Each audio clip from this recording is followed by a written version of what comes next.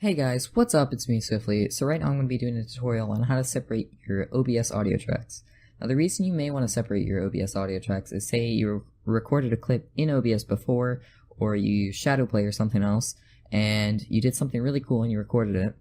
Basically, if your microphone was too quiet, or your friends in Discord or Skype are too loud, all of that would be on one track and you could not be able to edit those separately, so the clip would sound really loud or really quiet, and you wouldn't be able to hear certain parts because of this. And you would have to either delete all the audio or throw the clip out entirely.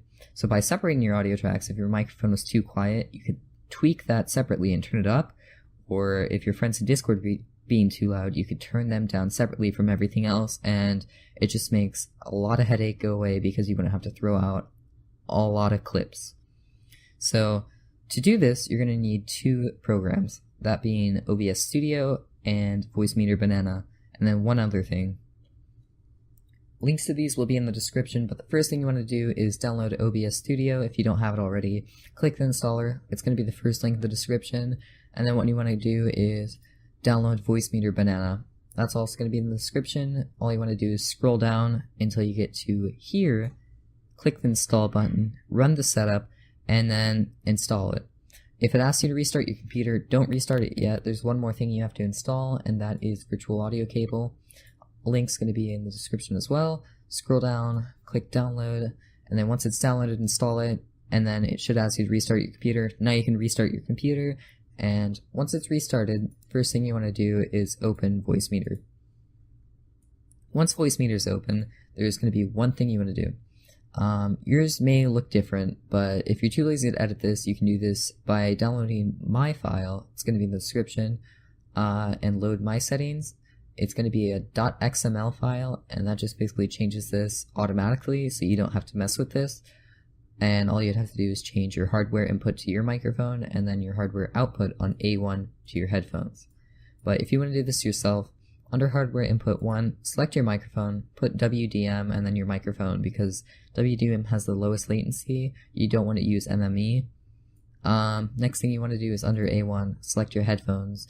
I changed the name so it's easier to find here for the tutorial, but also make sure that's WDM for the lowest latency.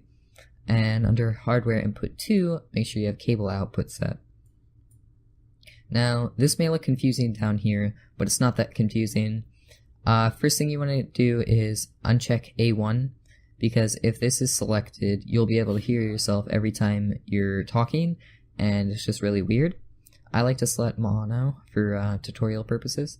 You can unselect it if you want. I just like mono. Unselect B1 and these two sections right here and right here. The reason you're going to want to do this is because if you have B1 selected here, your friends in Discord are going to be able to hear themselves talking, and it's just really weird. And if B1 is selected here, everything in your game or on your desktop your friends are going to be able to hear through Skype or Discord. Now once that's all done, I like to turn a noise gate up. I have mine set to 3.6. If you don't want one, you don't have to mess with it. It's just basically anything at a certain audio level will be cut out and your mic won't pick it up. It's up to you if you want to set it. I have mine set to 3.6. You don't have to mess with it if you don't want. But next thing you want to do is click menu and click system tray, run on startup right here in VoiceMeeter. The reason you're going to want to do this is because now all your audio is going to be run through VoiceMeeter. So you want to make sure you can actually hear and talk. So VoiceMeeter always has to be running. So if it starts at startup, you don't have to keep opening it. Next thing you want to do is open OBS. Now, you want to go to File, Settings, and you want to go to Output. Click the Recording tab, and then you want to make sure you have your recording format to something like MP4. Make sure it's not FLV because they don't support multiple audio tracks. And then under recording format, you're going to see these audio tracks. I have 1, 2, and 3 ticked. You can tick 4 if you have a 4th audio track, but if you're just doing this for Discord, game audio, and then microphone, just select 3. Now for your encoder, this is up to you. This is basically set to your recording stuff. So if you want to look up a best OBS settings tutorial, you can change this. I have mine set to the NVENC one, which is basically the NVIDIA encoder they use for Shadowplay. It just gives me the least amount of frame drops in game. I think it's about like 5 to 10. It's not that bad. You can copy these settings too if you want. If you're copying these, you're also going to want to copy these audio settings here. You can just pause the video and copy them if you want. But this is for 1080p 60 FPS. And the next thing you're going to want to do for multiple audio tracks is click the audio tab on the left side. And under desktop audio device, you're going to want to put VoiceMeeter input. Under desktop audio device 2, you're going to want to put cable input.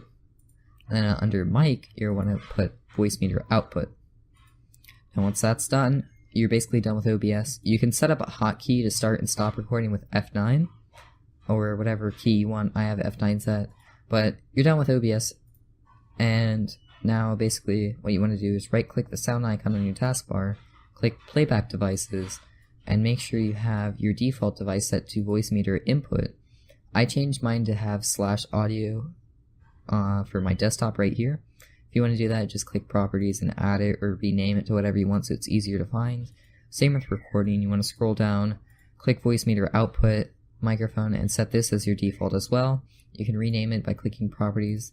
But once that's done, last thing you need to do is open either Skype or Discord or whatever you're using to talk, and click the little user settings on Discord at the bottom left if you're using Discord.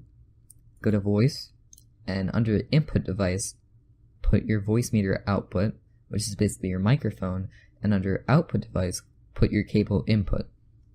Now the reason you're going to want to do this is because this is just basically using your VoiceMeeter microphone to talk in Discord, and this is putting your Discord audio into VoiceMeeter so you can separate it in OBS.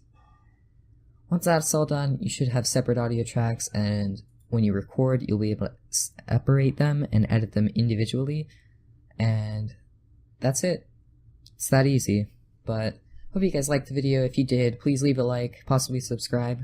Hope you guys enjoyed it. Peace.